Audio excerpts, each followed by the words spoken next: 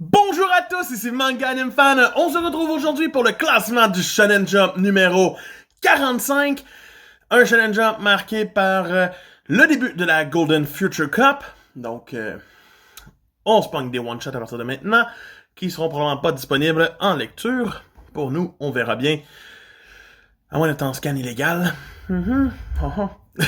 Mais pour savoir ce qui contient ce top et les petites actualités que j'ai presque rien cette semaine en actualité. Abonne-toi, like et commente, ça me fait plaisir de continuer d'en mettre dans les vidéos. Et sur ce, c'est parti pour le classement de Shonen Jump. Donc, par la partie hors classement cette semaine, on commence ça fort avec en couverture et en lead page color One Piece. Yes. C'est One Piece, qui dans les autres pages couleurs reviennent aussi à Dr. Stone, à Witch Watch, ainsi qu'à Vroom, le premier one-shot de la Golden Future Cup. On lui souhaite bonne chance au final pour le concours. Reste à voir s'il va performer comme il faut. Sinon, on a encore dans la case nouveauté, on a PPP qui reste dans cette belle petite case. Ben, c'est sa case, ça. Pour l'instant, il est tout seul, en mode genre, je suis tout seul. Mais c'est la vie. Sinon, on a dans les absents cette semaine, pour venir dans le club du Hunter x Hunter, on retrouve Jujutsu Kaisen, qui est absent. Pauvre Jujutsu, absent. Bon. Sinon, commençons ça tout de suite avec la zone rouge! La zone rouge! Yes! La zone rouge, cette semaine, c'est bien entendu Red Hood qui ouvre le bal en 14e position en mode j'ai remonté mais me revoici en bas. Il est précédé de Neru. Donc ça va vraiment pas mieux pour les deux. C'est pas super le fun. Une grosse chute cette semaine aussi en 12e position, c'est Undead Unlock. Ouch! C'est pas le fun de voir Undead Unlock à cette place-là. Par la suite, on retrouve en 11e position Ayakashi Triangle, qui fait comme yo. J'étais encore quand même bien classé. On retrouve en 10e position Sakamoto Days, qui fait aussi une chute. Ça va vraiment pas bien pour beaucoup de séries qui se ramassent en milieu de tableau, fin de tableau. Sinon, en 9e position, c'est Mashle, qui reste en deuxième moitié du tableau. C'est pas le fun. J'aime pas ça voir Mashle à cette place-là. Mérite mieux. En 8e position, c'est Black Clover, qui est comme d'habitude tout le temps au pied du podium, mais là, il est comme... Prends un break. En 7e, pour commencer la deuxième moitié du tableau, c'est High School Family. Pourquoi? High School Family est si populaire que ça au Japon? Non, c'est un soutien éditorial d'aplomb, pis ça commence à être un peu beaucoup. Tant qu'à moi, là, les ventes décollent pas, pis c'est un manga qui devrait être terminé. En 6e, c'est Magu-chan, qui a pas des meilleures ventes, pis qui se ramasse aussi haut que ça. Non. En 5e position, on retrouve The Elusive Samurai. Donc, ça me va, top 5 pour Elusive. C'est très sympathique, j'approuve. En 4e position, juste en bas du classement, c'est Blue Box. Quand même, Blue Box s'en sort encore très bien.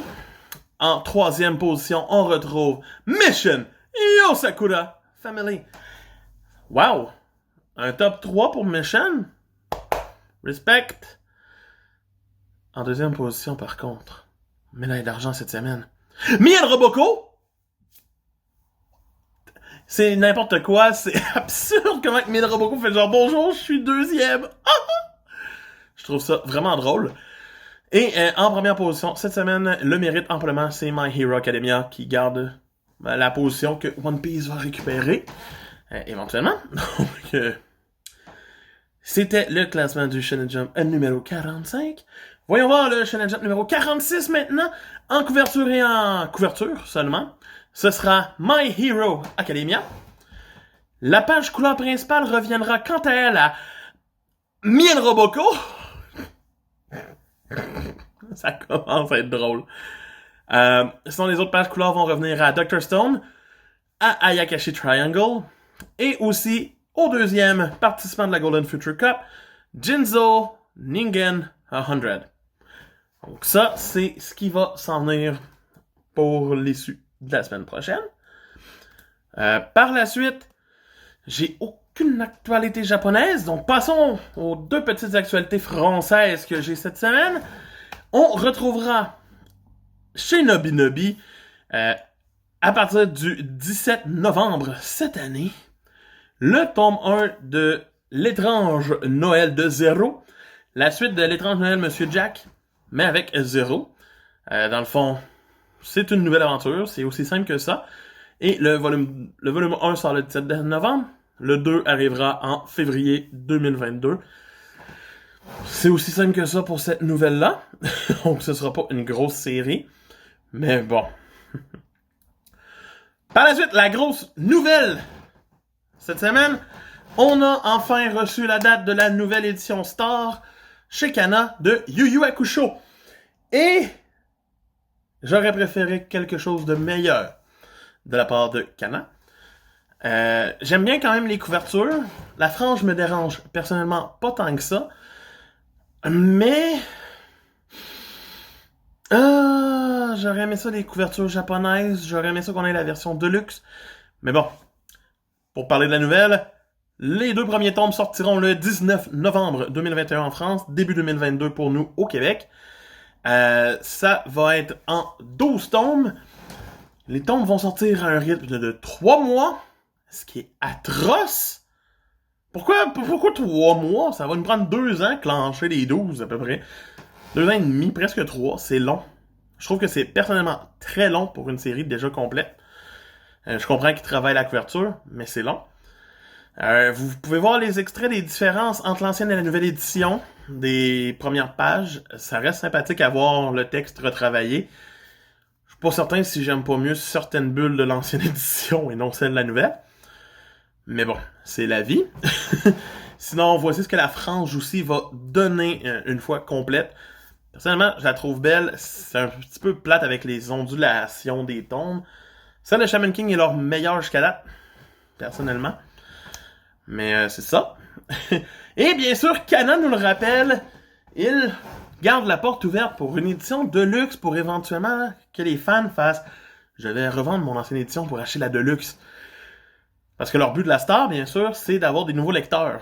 Mais le problème, c'est que si tu promets une Deluxe, mais c'est sûr que moi, je vais préférer voir une Deluxe.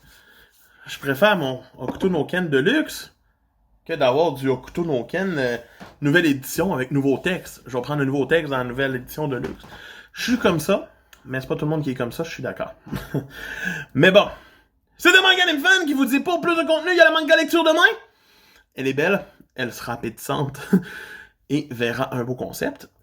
Sinon, on s'abonne, on like, on commente, puis on se retrouve demain. Bye!